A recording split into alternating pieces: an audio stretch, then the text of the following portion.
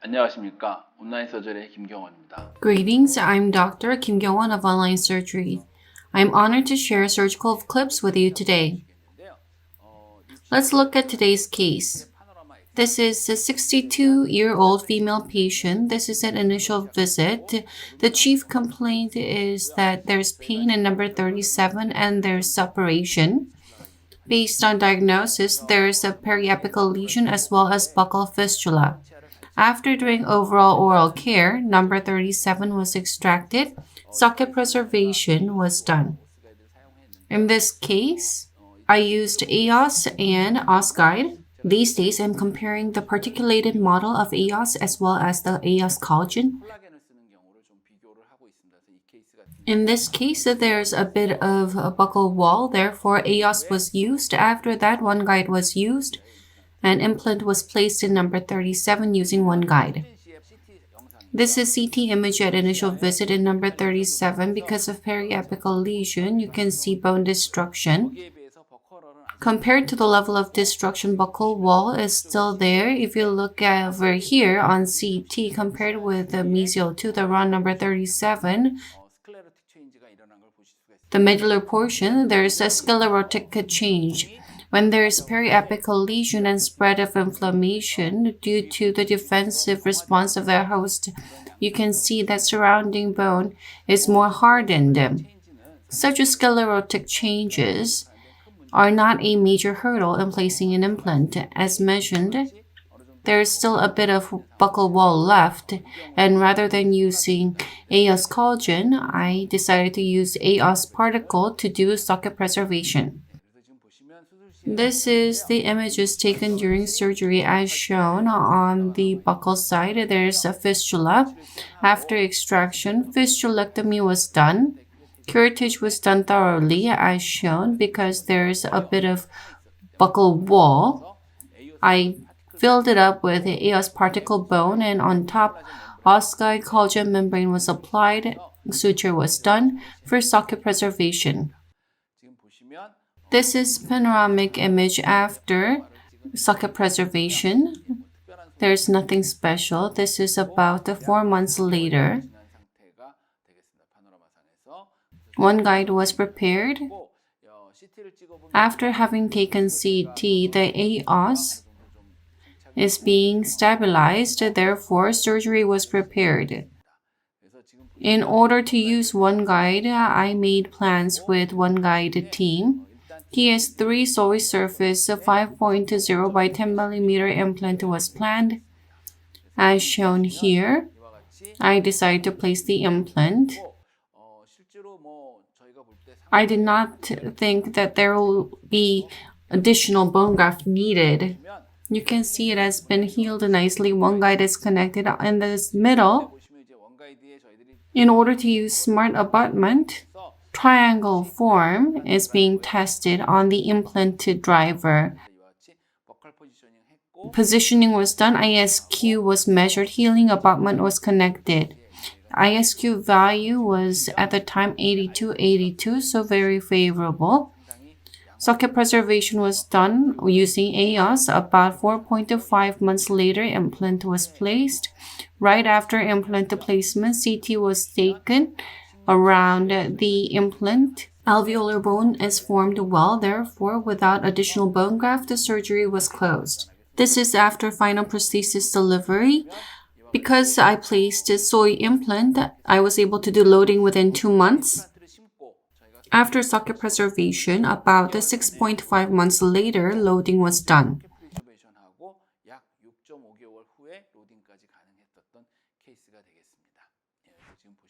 If you compare with before surgery, in the area where there was a periapical lesion, A Oss was used for socket preservation, and about 4.5 months later, surgery was done, and loading was done after 2 months.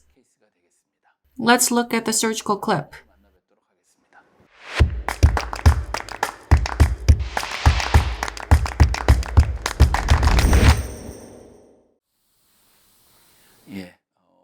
As you can see, one guided template is adapted.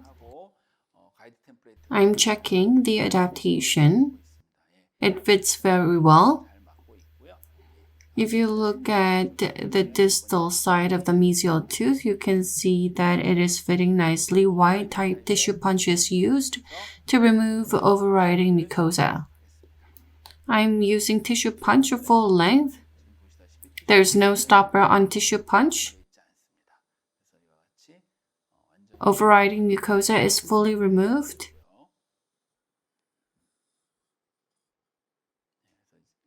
Template is removed. Behind that, I'm removing the tissue which is not fully removed.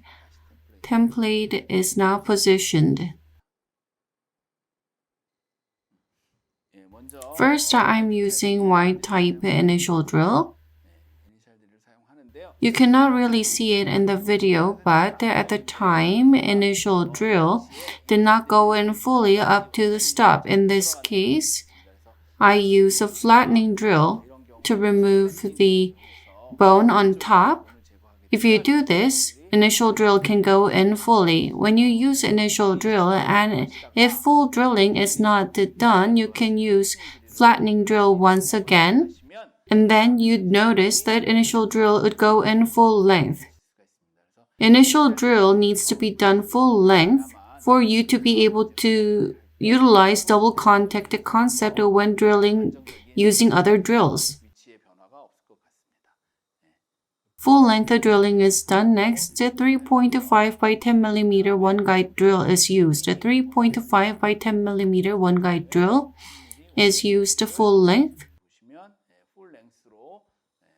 This is to be able to get sure and stable drilling based on the double contact concept of one guide.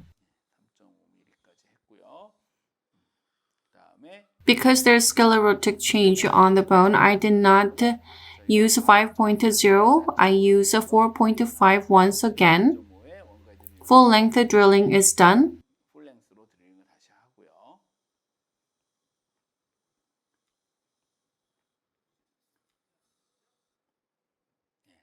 I'm using depth gauge to check the contact. Next, I'm using 5.0 by 10 mm one guide drill. This is final drilling. As mentioned, there's a bit of sclerotic change. So I used a 4.5 by 10 mm drill once again for drilling. Next is TS3 soy implant. You can see that it is irrigated and implant is now going to be placed. No mounted driver is going to be used. It is positioned about 70-80%. After that, implanted driver is used to check the final position and to adjust the depths. Initial torque seems to be good. Implant is now being placed in the desired position. You can see that the yellow mark and triangle, it's aligned. Implant has been placed as shown.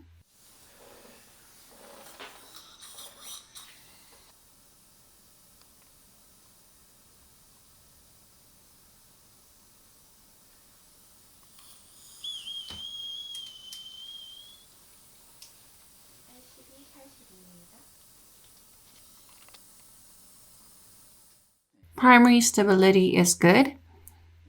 Healing abutment was connected and surgery was closed.